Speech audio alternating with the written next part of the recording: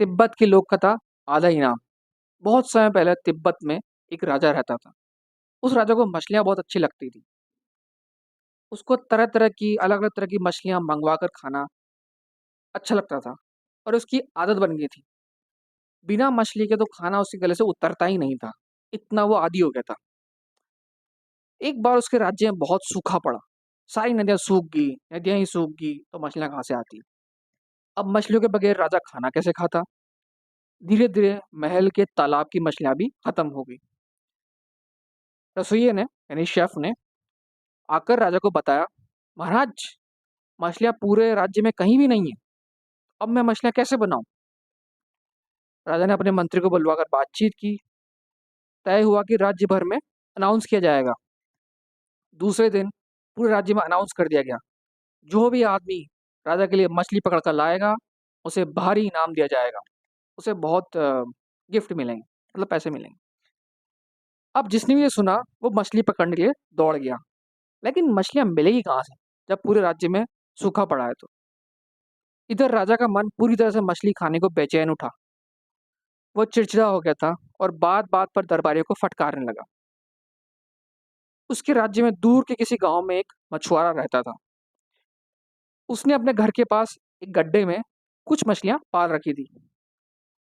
जब उसे राजा की हालत पता लगी, तो उसने डिसाइड किया कि भाई मैं ये मछलियाँ लेकर राजधानी चलता हूँ और राजा को दे देता हूँ। दूसरे दिन वह राजधानी जा पहुँचा। महल के दरवाजे पर गार्ड ने उसे रोक लिया। गार्ड ने उससे पूछा, ए, किधर जाता है? मछुआरे ने कहा, मैं राजा से मिलना चाहता हूँ। गार्ड ने उससे कहा, अपनी शक्ल देखिए कभी शीशे में, बेवकूफ लगता है पूरा। राजा से मिलेगा, चल हट, भाग यहाँ से। अब मछुआरा क्या करे?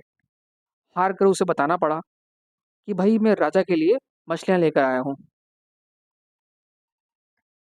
तू मछली लेकर आया है? गार्ड ने कहा, ला कहाँ है मछलियाँ? मैं राजा को दे आऊँ, निकाल जल्दी। गार्ड बहुत खुश होगा कि भाई मैं मछलियाँ देकर आऊँगा तो गिफ्ट मुझे मिलेंगे, पैसे मुझे मिलेंगे।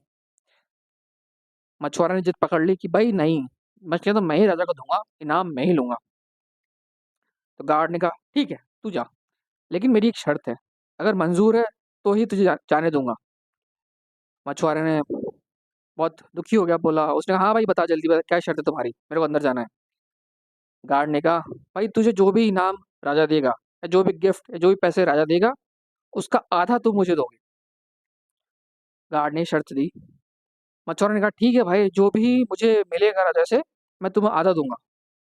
इस तरह मछुआरा राजा के पास जा पहुंचा। राजा ने मछलियाँ देखी तो वो उछल पड़ा, खुश हो गया। उसने अपने शेफ को बुलाया और कहा कि भाई मछलियाँ बनाओ।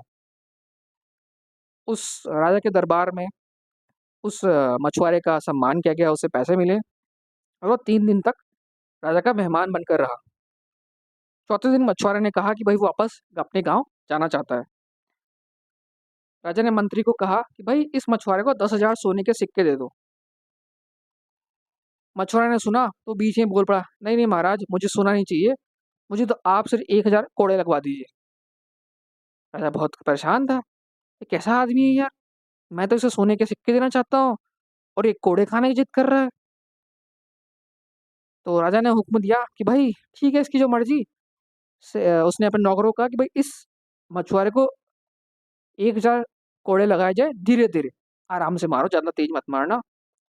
इस सिरफिरे मछुआरे को देखने के लिए बहुत भीड़ लग गई। धीरे धीरे उसके नौकर, राजा के नौकर, उसको कोड़े लगा रहे थे, मार रहे थे।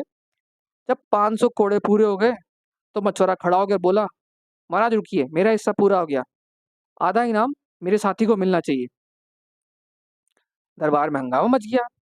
मछुआरा जाकर उस गार्ड को बुला लाया जिससे उसने शर्त लगाई थी। उसने कहा, महाराज देखो, ये रहा मेरा साथी, आधे इनाम का हकदार। इसके बाद मछुआरा ने पूरी कहानी सब लोगों को सुना दी कि भाई क्या हुआ था, कैसे हुआ था। अब क्या था, 500 कोड़े तो दरबार ने खाई सही, दरबार ने, गार्ड ने, वो 500 बचे हुए कोड़े तो गार्ड ने खाई सही। उसको अपनी नौकरी से भी हाथ धोना पड़ा, उसे राजा ने नौकरी से निकाल दिया। मछुआरा को की जो अकल थी उससे राजा खुश हुआ। उसने मछुआरे को बहुत बड़ा इनाम दिया और अपना मंत्री बना दिया। मछुआरा इसके बाद खुश रहने लगा।